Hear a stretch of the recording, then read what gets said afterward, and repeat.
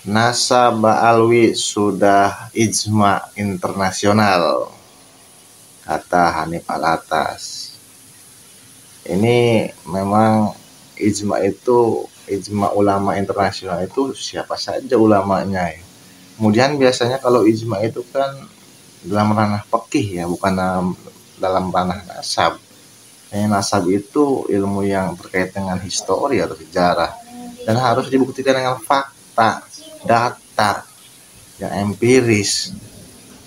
Kalau ijma itu fikih ya, fikih perbedaan pendapat, hukum fikih baru ijma ya. Ini penjelasan Gus Hasan Syarif.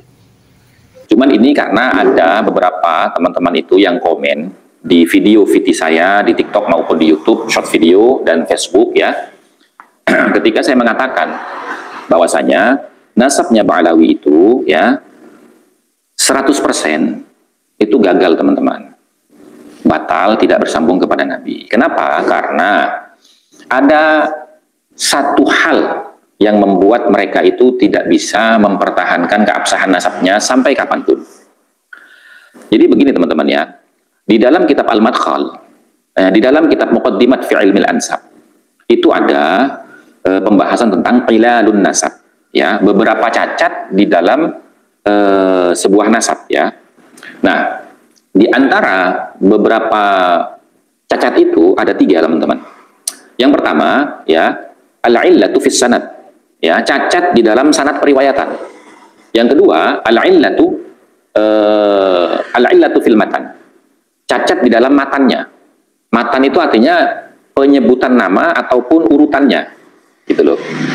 Nah, sementara nasabnya Ba'alawi ini itu ada di yang nomor 3, yaitu al-illatu fin nasabi wal matani.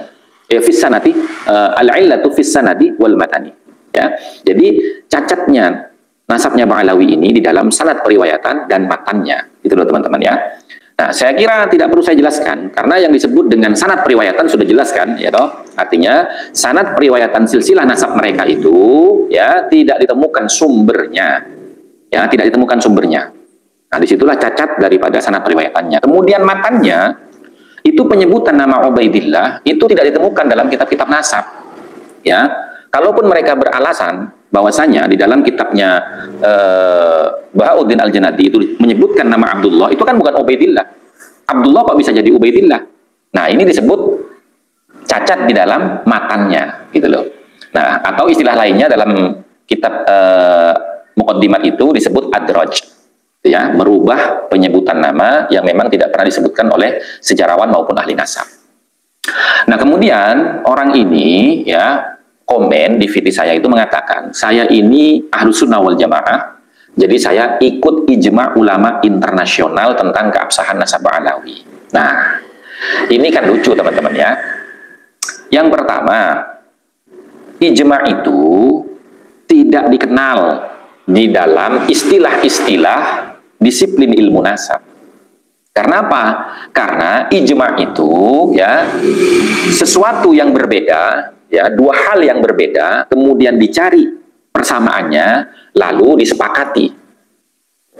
Nah, sementara ilmu nasab ini adalah ilmu pasti yang tidak menerima perbedaan pendapat. Karena apa?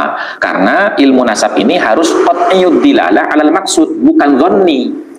Jadi, tidak bisa kalimat ijma ini diterima di dalam perspektif ilmu nasab. Jadi ijma ini ya adanya di ranah disiplin ilmu fikih. Karena apa? Karena ilmu fikih itu semuanya berdasarkan dhonniyud dilalah alal maksud.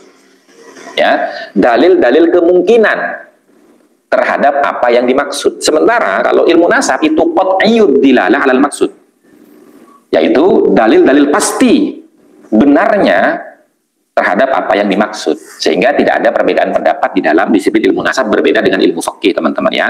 Itu pertanyaan yang pertama dari pernyataan ijma'nya tadi. Pertanyaan yang kedua, ijma' ulama internasional itu siapa yang telah menyepakati keabsahan nasab Ba'alawi? Siapa ulamanya? Kok disebut ijma' ulama internasional? Itu yang pertama. Yang kedua ya, yang kedua, berdasarkan apa mereka itu menyepakati keabsahan nasab Alawi bersambung kepada Rasulullah melalui jalur Ahmad bin Isa yang katanya punya anak Abdullah atau Ubaidillah, sementara dalam semua literatur kitab-kitab nasab dari abad ke-5 sampai sekarang tidak ada yang menyebutkan Ahmad bin Isa punya anak Abdullah atau Ubaidillah. Semuanya menyebutkan Muhammad Ali Husain, hanya 3, putranya hanya 3 yang menurunkan keturunan sampai sekarang. Itu teman-teman ya. Nah jadi kalau ada yang menyatakan, misalkan katanya, saya dengar-dengar ya, karena saya lama nggak aktif di medsos ya, katanya siapa si Kori itu mengatakan bahwasanya nasabnya Ba'alawi ini sudah disepakati oleh A'immatul Ansab. Coba sebutkan A'immatul Ansab itu siapa saja ya, terus berdasarkan apa, lalu mana sertifikat pengesahan nasabnya Ba'alawi dari A'immatul Ansab internasional tadi.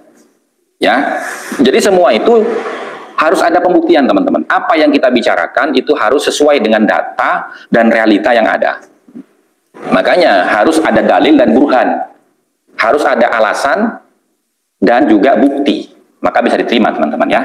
Begitu. Jadi terkesan begini teman-teman, saya ini orang aswaja katanya, jadi saya ikut ijma ulama internasional. Nah terkesan itu orang yang tidak mengesahkan nasabnya Ba'alawi itu dianggap non aswaja. Ini berbahaya loh. Ini berbahaya. Ya. Ahlus Sunnah wal Jamaah itu adalah suatu firqah yang tidak terlalu mementingkan tentang kemuliaan nasab. Justru di luar Ahlus Sunnah wal Jamaah itu yang terlalu mengagung-agungkan kemuliaan nasab. Gitu loh teman-teman ya. Karena apa? Saya sampaikan, di dalam paham Ahlus Sunnah wal Jamaah yang paling utama itu adalah terhubungnya hubungan teologis, bukan hubungan biologis. Itu. Nah, demikian tadi ya mengenai ijma ulama internasional. Ini agak menggelitik sekali ya teman-teman. Ijma itu dalam ranah fikih, kesepakatan itu, perbedaan pendapat. Tapi yang namanya ilmu nasab itu, ilmu sejarah itu ilmu pasti, harus ada bukti histori. Ada tidak? Kalau nasab berarti kan ada kitab-kitab nasab, buktinya. Ketika membuat suatu kitab harus ada rujukan kitab sebelumnya. Gitu. Apalagi dalam jangka waktu ratusan tahun. Dari mana bisa orang 550 tahun bisa menulis sekarang, 550 tahun yang lalu itu mengaku dicantumkan pada Sayyid Ahmad bin Isa tanpa ada rujukan kitab-kitab sebelumnya. Dari mana? Apa namanya, hasil ronsen seperti itu mungkin kan tidak ilmiah. Nah demikian, wassalamualaikum warahmatullahi wabarakatuh.